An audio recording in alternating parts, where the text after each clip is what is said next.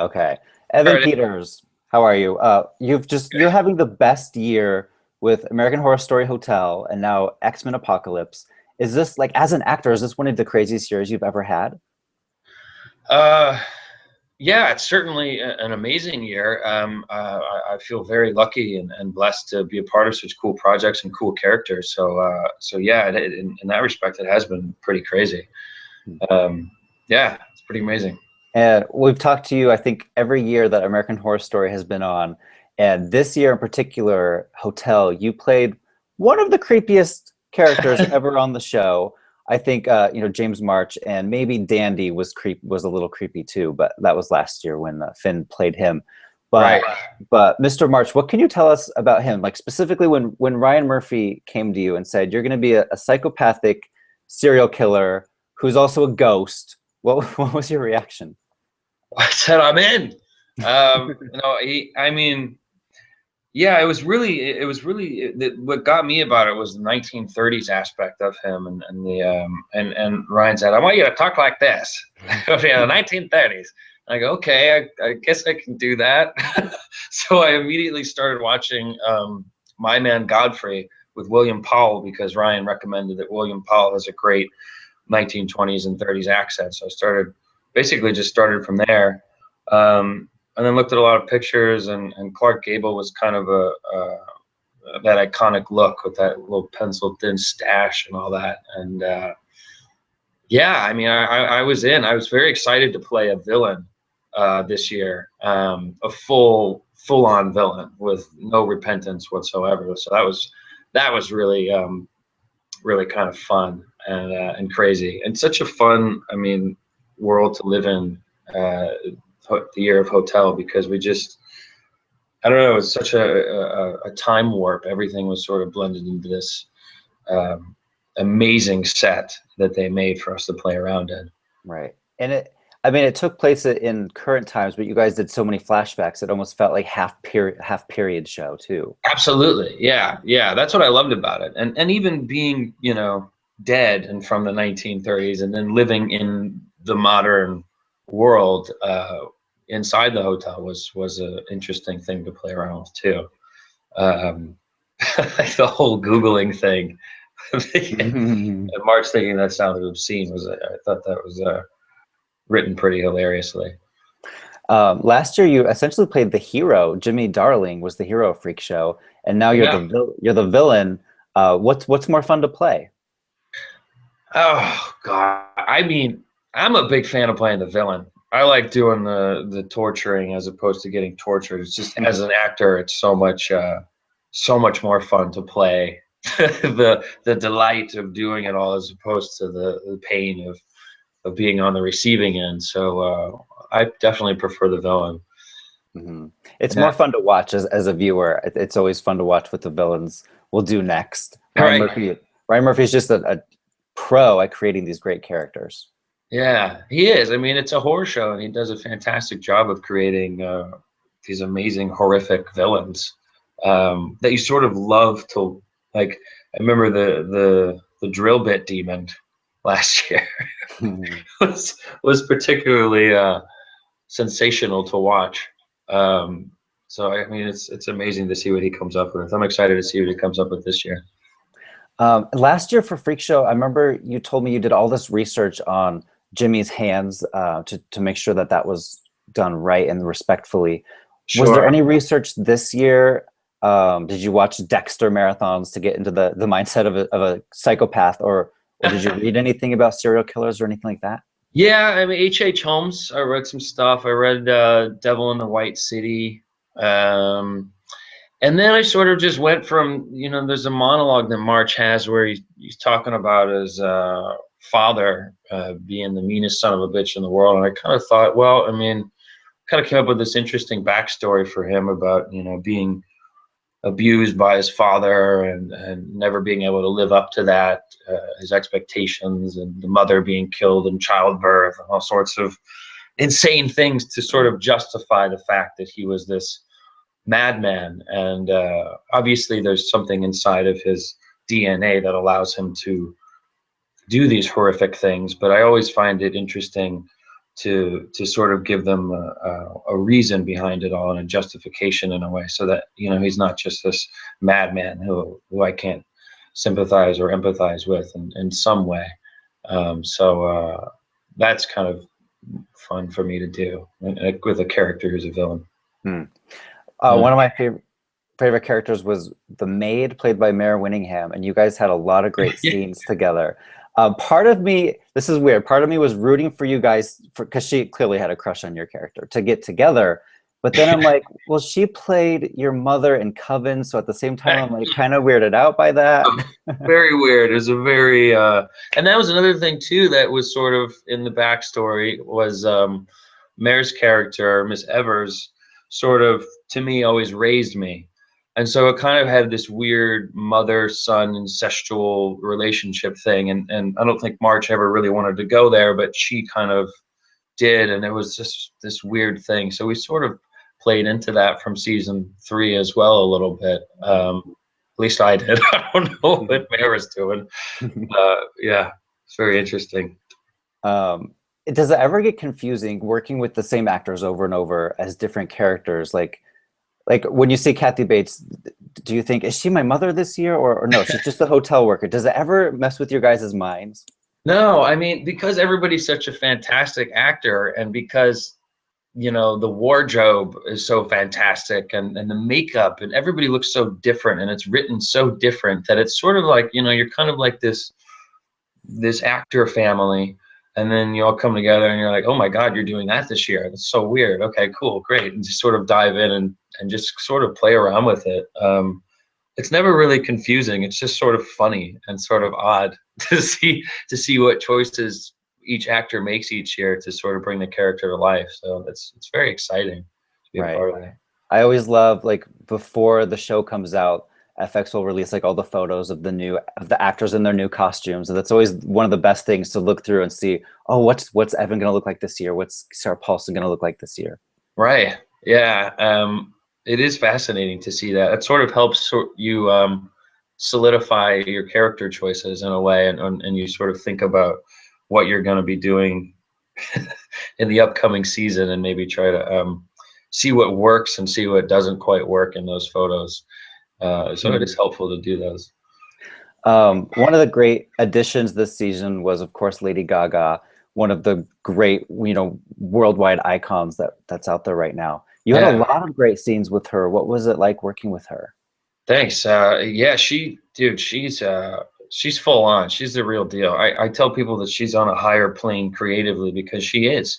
I mean, from the wardrobe to the singing to the covers, I mean, everything is amazing that she does. And then now she's completely integrated this acting world and has dived in, sorry,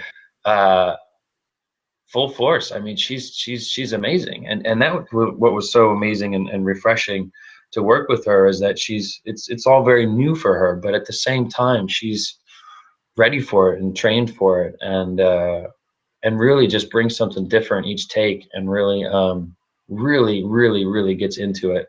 And it can be scary, because you don't know what you're going to get. You don't know if you're going to get hit or whatnot. It's kind of this weird animal that you're playing around with in the scene, which is quite amazing. That's what you want. You want to be shocked, and you want to be surprised, and you want accidents to happen. So I loved working with her. I had a blast, and obviously the relationship between our characters was very fun to play, considering her character and poor March, who just can't get a break with her. So yeah, it was definitely a lot of fun.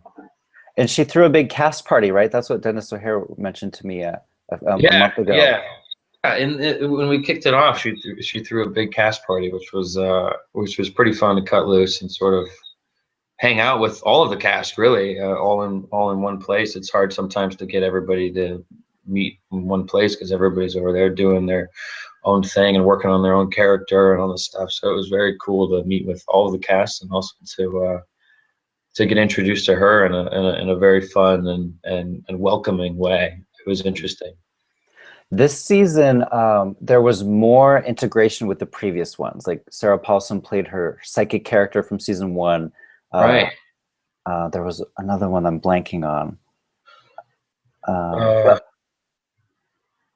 Queenie came back from Covenant. Queenie came back. That's Yeah. right. I killed her. That was a lot of blood in that scene. That must have been like That was fun. That was a fun scene. but if you could bring back a former character of yours and play him again, who would you want to play again? Jimmy, maybe? No, I'd want to play Tate. I want to see what's going on with that animal. He still in that house, trapped, or maybe even see him, before everything went totally haywire, to sort of see that the lighter side of him, Mm-hmm. maybe a little bit more about what turned him into what he became. I think that would be interesting. I don't know how they would do that.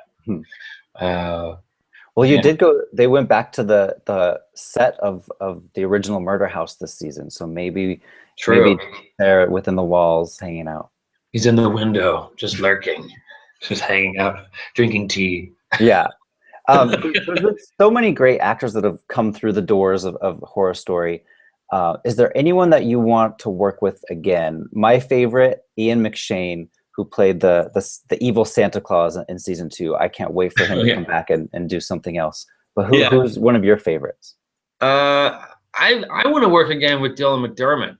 I really miss him. I had a blast working with him on the first season. I thought he was such a great actor, and he was so nice, and I just really liked working with him a lot. I'd love to work with him again and see him come back as a more central role. I think that would be amazing. Horror Story, they've tackled vampires and ghosts and witches and evil clowns. Is there anything in the horror genre that you're kind of waiting for? Like, come on, Ryan, do this next. I want to do this. Werewolves. Oh. No, just kidding. I don't know. I mean, I always say space. I want to see some. I know we already did aliens, but I really want to see a world where we're trapped in space and something happens. I mean, maybe people start to go a little stir crazy and turn on each other. And I guess that's been done before. I don't know. It's a tough question. I mean, he has tackled quite a bit. Mm-hmm. I don't know. I love the space idea. Season 6, as far as I know, they haven't announced it yet. So Ryan Murphy, if you're watching, I think the space idea sounds fantastic. Space Station. American Horror Story Space Station. But you are coming back, right? That's one thing we know. Yeah. You just don't know who you're playing. I have no idea. No. We shall see. When you know, let me know, because that'd be great to know. And the great Jessica Lange, she left after season 4.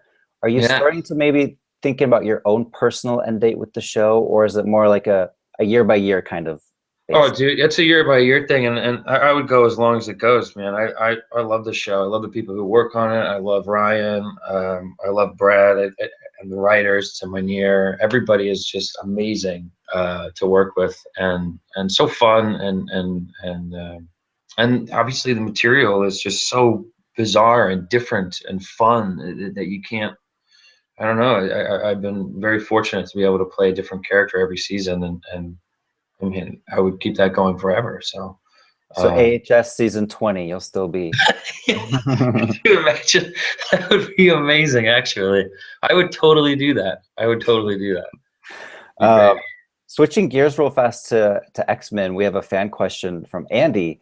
He wants to know the process of shooting those slow-mo scenes. Is it mostly like in post-production, or is there like the big fans that are just blowing on your face? How does that basically work? It is. It's a lot of fans, compressed air. A guy has what is essentially a leaf blower on his back, and is sort of blowing my face with this nozzle. Anyway, which creates the sort of ripple effect on my face, and it sometimes I have a camera strapped to me and I'm just running like that, and other times there's an entire set with green around it, and people sitting there frozen, and then I have to run in and move them out of there, and it's everything's timed out to the second. It's a lot of motion capture, and it takes a long time, man. It's a very technical process. Each sort of setting that you see in the new film took about a day. Sometimes we did 2 in one day, but most of the time it was one day for each little bit of me coming in and getting somebody out of there. It took altogether about a month and a half. I worked about 17 days, and it's like 2 minutes of film. So it's almost like a music video, a very expensive and extensive music video.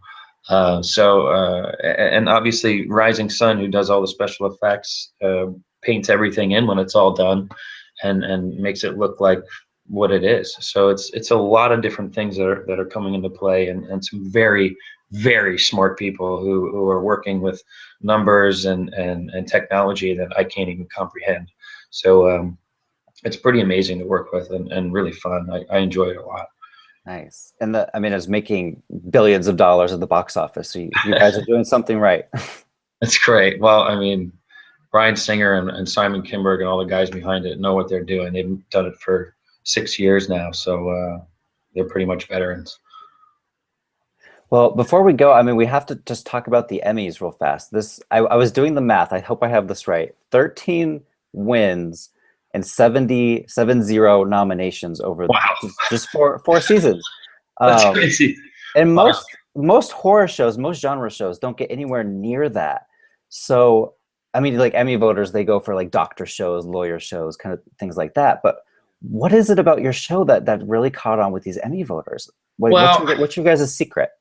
I think it's obviously, Ryan Murphy has a very good eye, and is sort of, well, obviously a genius when it comes to creating stories, and it's mixed with Jessica Lange and Kathy Bates and Sarah Paulson and these incredibly talented actresses who sort of, it is a horror show, but it is also an incredibly complex drama. I mean, it really is, and then the horror is just sort of the backdrop of it all. So I think, mixed with all of that together, and obviously the costumes and the writing, it's a very funny, smart show, and I got to give it up to Ryan Murphy and Brad Folchak for creating it and making it what it is, because I think that's what brings in the Emmys. I think that's what it is in a nutshell.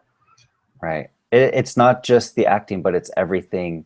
It's the set, like you mentioned, the sets. Well, I mean, yeah. I mean, you saw OJ, right? I mean, just incredible. Telling that story the way that he told it, with him, even some of the music that comes in there, it's just a fascinating, different way. It's a very different, interesting way of telling stories, and he has a great eye and he's a great taste. So people see that, and he shows people what they want to see, and I think that's what it is too. I love watching his shows. I think that they're very smart and very funny and incredibly entertaining, and also have social commentary in them as well, which I think is important to show to people. So I really like him.